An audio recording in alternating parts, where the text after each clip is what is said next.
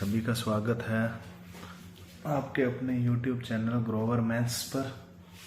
तो आज हम कक्षा 10 की वर्कशीट करवाने जा रहे हैं। वर्कशीट नंबर 1 करवाई थी मैंने पहले अपनी वीडियो पर। अब वर्कशीट नंबर 2 करवाने जा रहा हूँ।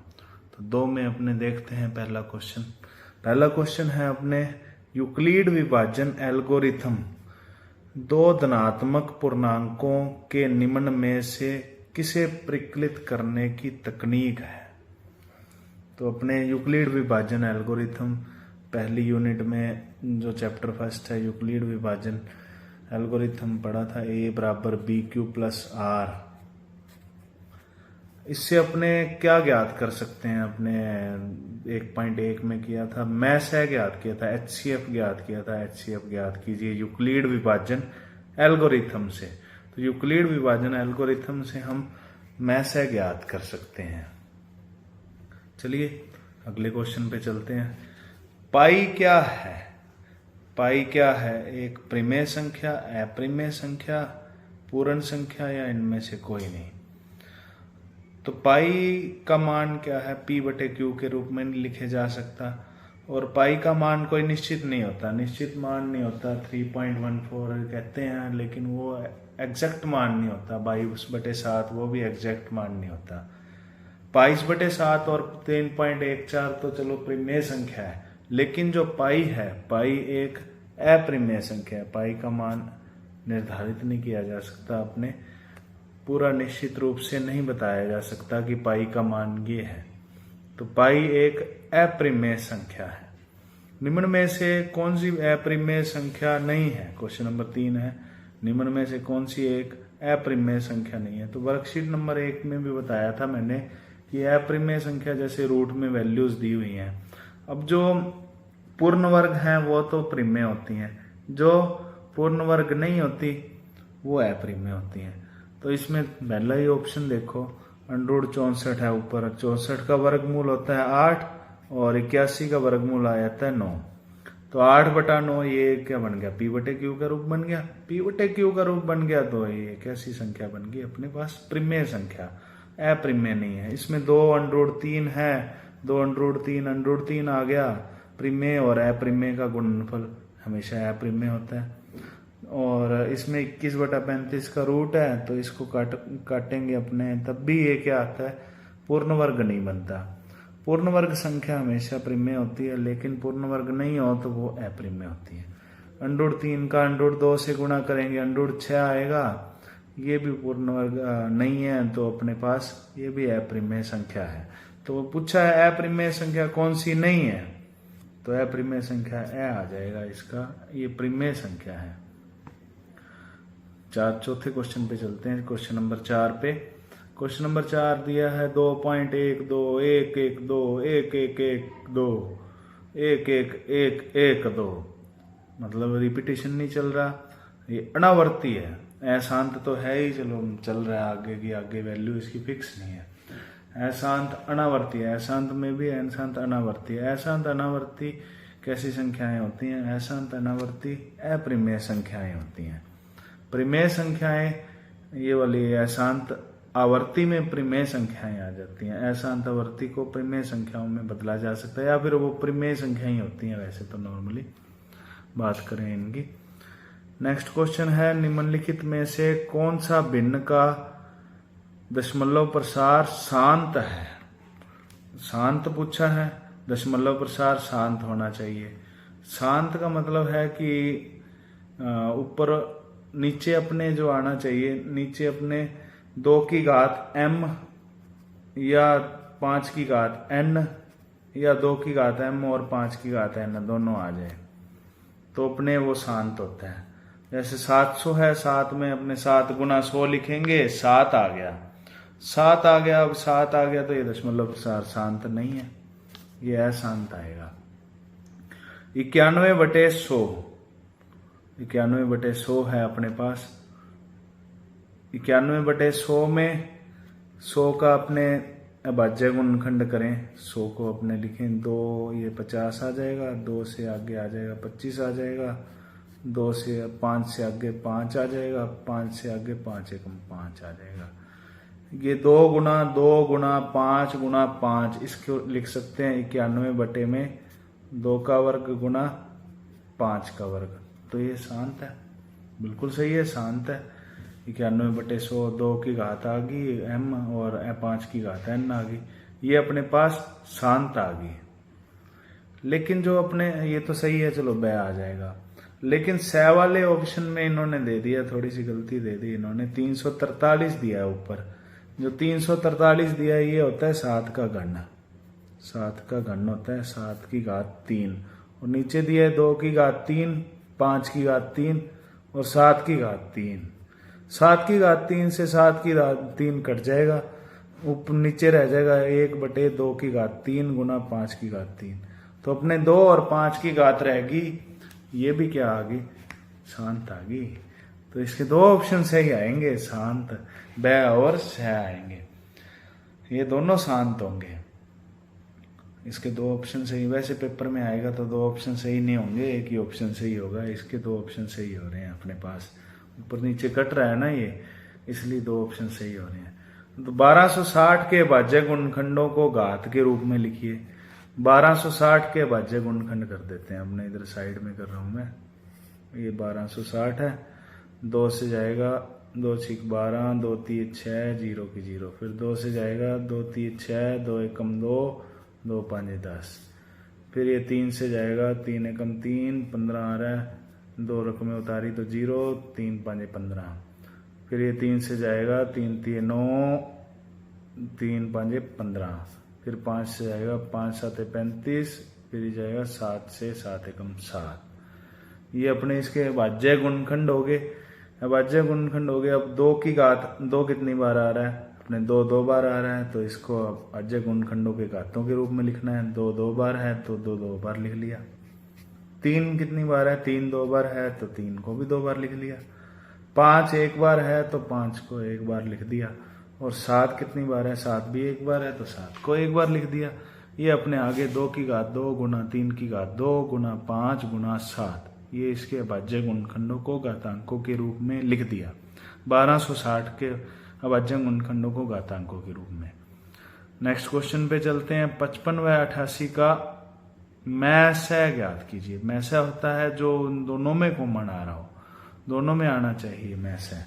जैसे 55 के अपने मान लो भाज्य गुणनखंड करें, ये 5 से जाएगा, ये 11 आ गया, 11 से जाएगा 11 एकम 11 आ गया, सॉरी।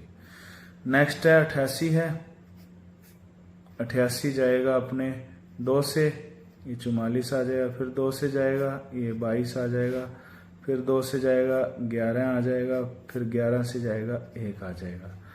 देखो 55 को तो अपने लिख सकते हैं 5 गुना 11, और 88 को अपने लिख सकते हैं 2 गुना 2 गुना 2 गुना 11। तो दोनों में कॉमन क्या आया, कॉमन अपने पास दोनों में आ रहा है जो मैं से आ जाएगा। मैं से अपने पास इसका आ जाएगा 11, इसमें 55 में भी आ रहा है और 88 में भी आ रहा है। 55 और 88 दोनों 11 के पहाड़े में आएंगे साथ में, तो 11 के पहाड़े में आ रहे हैं, दोनों के आ जाएगा मैं से 11 आ जाएगा। 3/625 का पूछा है, दशमलव प्रसार कैसा है, शांत है कि अशांत है। इसे दशमलव रूप में भी लिखना है, चलो देख लेते हैं। 625 क्या है, 5 की घात 3 है। देखा जाए तो 5 की घात 3 है, ये दशमलव प्रसार क्या हो गया, शांत हो गया। साफ दिख रहा है अपने पास, शांत है। बिना भाग से अपने करते हैं कि ये दशमलव प्रसार शांत आवर्ती तो शांत आवर्ती है, अशांत अशांत में ही देखेंगे आवर्ती और अनावर्ती। तो शांत हो गया, आवर्ती अनावर्ती तो बात खत्म होगी। इसका दशमलव प्रसार लिखना है, तो दशमलव रूप में कैसे लिखें, जैसे जितनी ही 5 की घात 3 है उतनी ही अपने 2 की घात भी बनाना है। 2 की घात 3 बना ली और 5 की घात 3 पड़ी है, तो 2 की घात 3 का नीचे गुना किया है, ऊपर भी गुना करना पड़ेगा। 2 की घात 3 बेसिकली 8 है, इसको लिखेंगे 2 5 10, 10 की घात 3, 3 8 24 बटे 1000। 1000 में 3 जीरो आ गई, तो 24 को 1000 से भाग देंगे, आ जाएगा 0.024। जितनी जीरोज आ गई 1 2 3 उतने ही अंक छोड़ के दशमलव आ जाएगा। 1 2 3 3 अंक छोड़ के दशमलव आ जाएगा, ये 0.024 आ जाएगा। नेक्स्ट क्वेश्चन देखते हैं, क्वेश्चन नंबर 9। 1.34 को P/Q के रूप में लिखना है।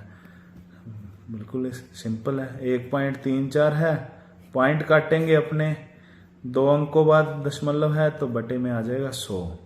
इसको काट के निकाल लेते हैं आंसर। 2 से कटेगा 2 6 12, 2 7 14, ये कट जाएगा 2 5 10, ठीक है, ये 50 आ जाएगा। 67/50 अपने पास आ जाएगा। P/Q के रूप में लिख दिया, या फिर परिमेय संख्या ही है वैसे तो, P/Q के रूप में लिख दिया। दो संख्याओं के लैसे व मैसे में संबंध लिखिए। दो संख्याएं मान लो A है और दूसरी संख्या B है। एक A आ गई, दूसरी B आ गई, और उनका दोनों का गुणनफल किसके बराबर होता है? लैसे गुना मैसे के बराबर होता है। यही इसके संबंध है। लैसे गुना मैसे बराबर होता है दोनों संख्याओं के गुणनफल के बराबर। दोनों संख्याएं A और B मान ली, A गुना B बराबर आ गया लैसे गुना मैसे के। तो नेक्स्ट क्वेश्चन अपने देखते हैं, क्वेश्चन नंबर 11। 278 को किस संख्या से भाग करें कि भागफल 12 और शेषफल 2 बचे? ठीक है, 278 को भाग देना है तो 278 अपने पास है भाजक। भाजक को अपने भाज्य को A मानते हैं, 278 मान लिया। भागफल अपने पास इसको मानते हैं Q का मान 12 दिया है। शेषफल को लिखते हैं R, इसका मान 2 दिया है, और मान ज्ञात करना है अपने को B का। सूत्र होता है A बराबर BQ प्लस R। इस सूत्र से अपने मान ज्ञात कर सकते हैं। यहां तो 278 है ही, B का मान अपने ज्ञात करना है, और Q का मान 12 है और R का मान 2 है। ठीक है, चलो आगे यहाँ कर देते हैं, यहाँ थोड़ी सी जगह है।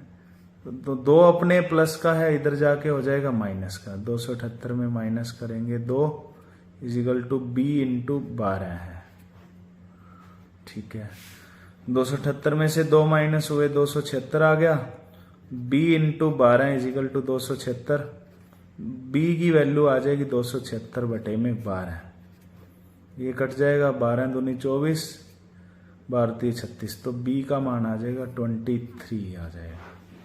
B का मान 23 आ जाएगा। इसमें यूक्लिड विभाजन प्रमेय का उपयोग करना है। A बराबर BQ प्लस R। बेसिक फॉर्मूले हैं जो अपने 1.1 में से पहले करवाए हुए हैं, वही फॉर्मूले हैं। A बराबर BQ प्लस R, सॉरी।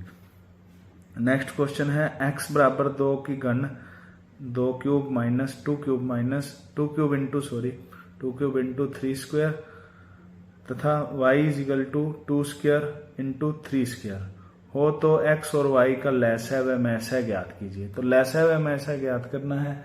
मैसे तो अपने सीधा ही है, जो कॉमन आ रहा है वो मैसा हो जाता है।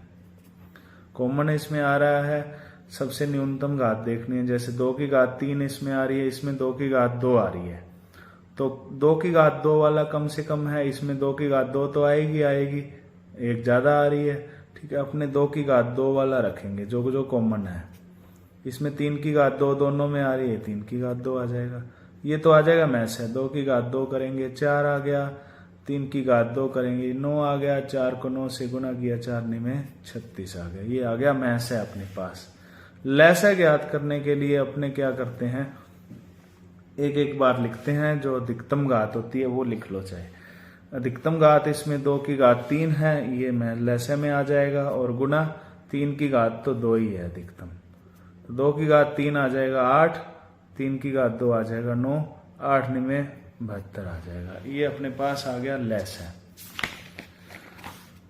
चलो ये आज के लिए इतना ही। वर्कशीट नंबर 2 पूरी हो चुकी है। ये वर्कशीट करवा रहा हूँ, मैंने पहले भी बताया था, ये वर्कशीट करवाई है जो अपने सरकारी स्कूल्स में मिली है। ये वर्कशीट वर्कबुक है, कक्षा 10 की गणित की वर्कबुक है। इसके क्वेश्चंस करवा रहे हैं। ये क्वेश्चंस बहुत अच्छे क्वेश्चंस हैं, बेसिक क्लियर हो जाता है। ये जरूरी है साथ में बुक करते रहिए। साथ में ये भी वर्कबुक भी ज़रूरी है, वर्कबुक करोगे तो तुम्हारा कॉन्फिडेंस बढ़ेगा और अभ्यास होगा आपका। और थैंक यू। हाँ जी, और लाइक सब्सक्राइब करना ना भूलिए। चैनल को लाइक कीजिए, सब्सक्राइब कीजिए, ज़्यादा से ज़्यादा शेयर कीजिए और बेल आइकन दबाना ना भूलें। Thank you.